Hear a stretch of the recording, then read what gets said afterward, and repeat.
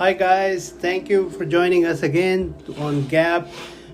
Today's topic is learning from the past quarantine, and what should we do in the social distancing, and how we really take care of us and people around us.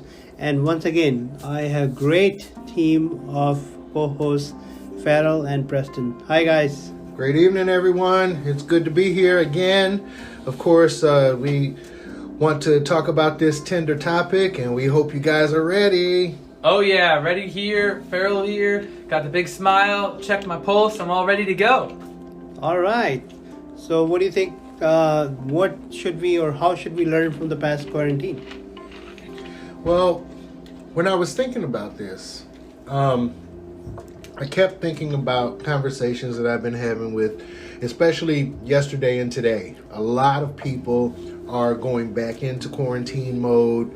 A lot of businesses are closing. A lot of people are being, referred back to home, to work from home, going to remote places.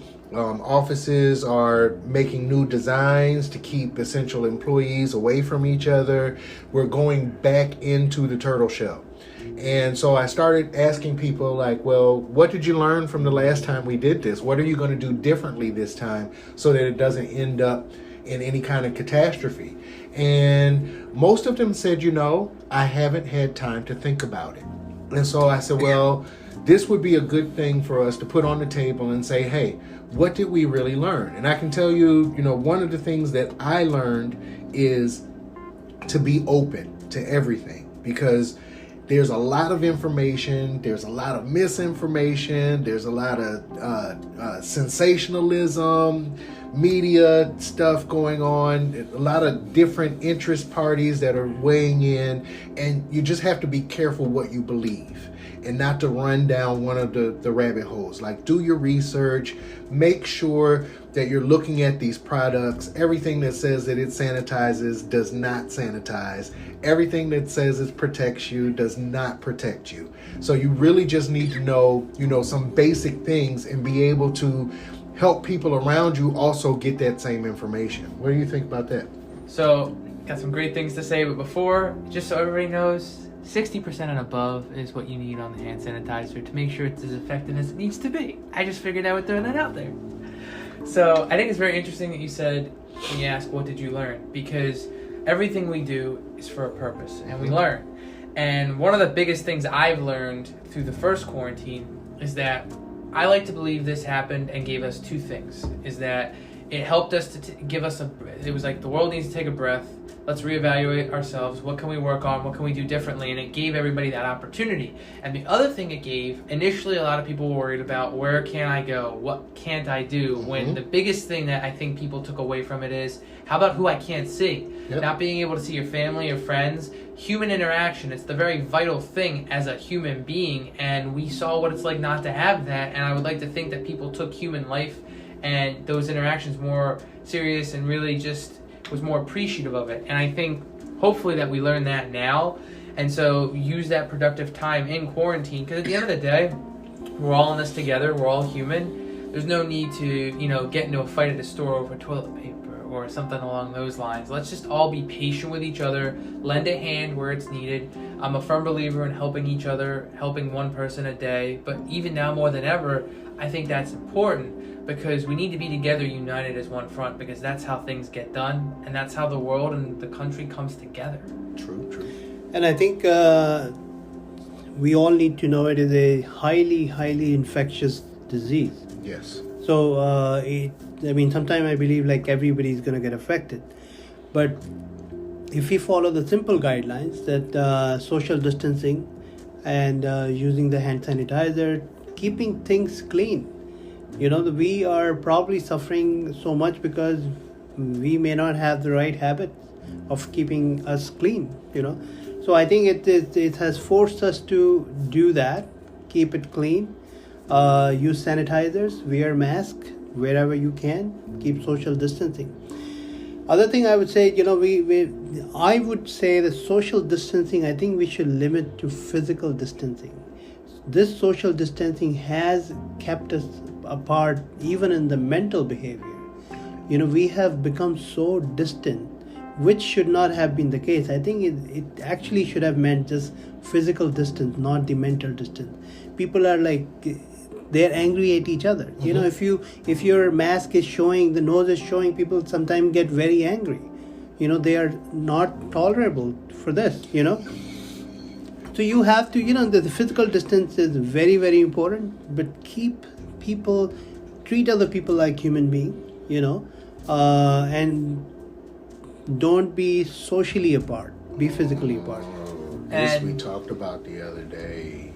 This was a big deal too. Like, I had two friends of mine completely at odds over manners, kindness, and exactly what both of you were just talking about. Like, we've lost a lot of what normally gets expressed through the face, right? Yeah. People read facial expressions. They're looking for a smile.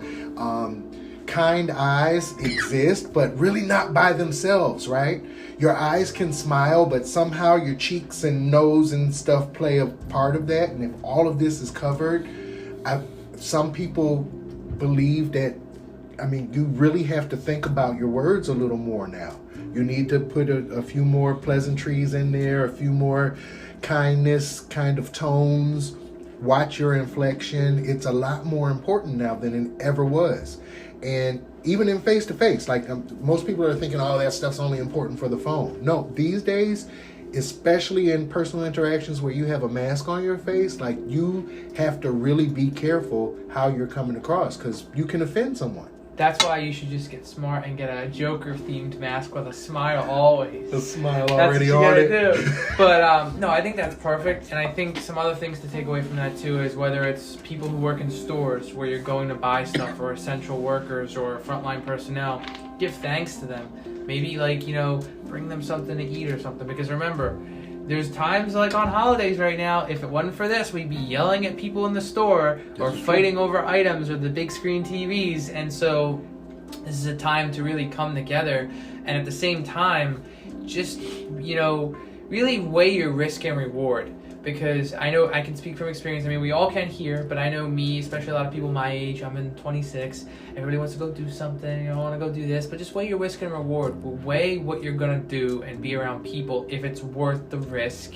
And keep in mind of those who you're living with. And just remind, hey, do I really need to go do that now? Can I do that virtually? And this doesn't have to be a very sad or miserable time. Make it creative. Make some creative dishes. Make some creative crafts. I know I've been writing a lot more. And get creative with your masks. This is probably one of the only times we're going to be so creative. Like, you see me here with my Iron Man themed mask. I just think that it's an opportunity to be very expressive. And it just goes to show you that you can make the best of this if you choose to. Again, everything happening, that may be out of our control. But how we're reacting to it can be in our control. And just because it seems like all hope is lost, let's look for the silver lining and be positive, because that's going to take some of the mood down and some of the anxiety that we were just talking about, and we can still all be happy and peaceful despite what's going on. It doesn't change that. I think when Farrell said 26, I think he was trying to say that I'm single and I'm available. Small commercial. That doesn't mean even if you're not available, at least I'm not available. That means I'm not young, So is that what that means? Cut it out. So just to highlight that Farrell is single and available. There you go. Farrell. It's gonna be on and popping now. You know what I was thinking? Some friends of mine were talking about hand sanitizer. Two of the people who were in the conversation have alcohol allergies. Well, one has an alcohol allergy. One is a recovering alcoholic and may not touch anything or consume anything that has alcohol in it. And so we were all talking about the alternative products. They've got these amino acids. They've got, this, that, and the other thing. But the point was brought up that they are not as effective as alcohol, especially for this particular virus. So then the question also was popped, well, are they selling these other products under the guise that they may sanitize, but they really don't. So then all of us who can't use alcohol-based products are now left out here to infect everyone else, or we can just stay home. Like, what do you think about stuff like that? Like, everything's not for everybody, and it seems like we've got like a one-size-all kind of fix for it. You know, put this mask over your face. There's some people can't wear a mask. Some people have cotton allergies. You know, like, what do you do? You're right. I think it's a whole world out there where there's different things. Some people are doing something, other people are not doing something. So you cannot really control what other people are doing or not doing. You can only control on you. You know, so you make sure if you have those things available and you are able to do it, wash your hands. You know, put sanitizer on your nose and hand. And other thing I would say, steam is a very good thing too. So if you have a sauna or some type of steam bath, I think that would be an amazing way to keep the virus away. Really? Yeah, absolutely. Like a humidifier or a vaporizer? Steam, like a steam vaporizer, yes. Okay. So hot. Yes. Okay. I think it's tough though too, because even if they had those products available, everybody's making a little bit of everything, and so unfortunately the people that don't need the specific one, if the other stuff's running out, they're just gonna go grab that. So it's really hard. I mean, people are already starting to buy those Lysol wipes. You know, they're almost all sold out already. Yep. That's the fun thing, trying to find those. Yeah, I know, right? I'm one of those guys. Sorry, I stockpiled them. It's Sorry. Yeah. So if you don't have it, call Preston. No, don't call me because you can't have them. I'm going to say no. But seriously, like, what do you think about the difference between what about these shields instead of a mask? I think you still need a mask too. Because I'm like, wait, you can still breathe behind there, and everything you're breathing is just falling down to your chin now. It's not being captured by anything, right? Those plastic shields. Like, what is that? You have it across your forehead. They have ones that look on like sunglasses, and they even apparently. But sometimes though they have masks that are translucent now though too, and so you can see people's faces. Really? Yeah. I thought that was plastic too. No, like they have ones like this that are invisible, like that are clear. Huh? Yeah, but they are plastic. Not all of them. How can a cloth be transparent? What is it? I've seen some people with Maybe it. some type of material that Mesh or something? I gotta look that up because I think I want to try it. Or get the Joker mask, and you're always smiling. Yeah, that Joker smile is too big. But it has a whole like white powder section. You know, you can be very sinister. Yes, I already know. Yeah. But you know, whichever way it is, the goal is to protect direct transmission. Even wearing a mask alone, you know, how many people are wearing the same mask over and over again? Eek. Do you think that is safe? Right. No. I mean, you sneeze, you cough, You and get that food the whole stuff Gross. is coming back to you. You know, so you know, just be careful. Just once again, hand wash, sanitizing, and keep the physical distance. I think that's very, very important. I had that thought the other day. My cousin and I went out to go eat, and the people that were closest to us, like, the lady's mask was laying on the table, and it was covered in lipstick. You could see it. And my first thought was, okay, if you know you have to wear a mask, why are you even putting lipstick on? Secondly, like, if you knew your mask was dirty, why did you turn it that way so that everybody can see it? And third of all, why is that man sitting on the other side of the table from you okay with that sitting there like that? And I felt like we needed to leave. I was like, it's bothering me. I'm sorry. I can see it. It's right there. It's in my view. Like, we can move or we can leave. And my cousin got mad at me. You know, I don't care. I don't feel safe. If I don't feel safe, then I have to move. Sorry. It's one of those things, right? Well, there are a lot of improvising going on nowadays because of lack of supplies. You know, you may be wearing the same thing over and over again. Yeah. Masks are not available. The right type of mask may not be available.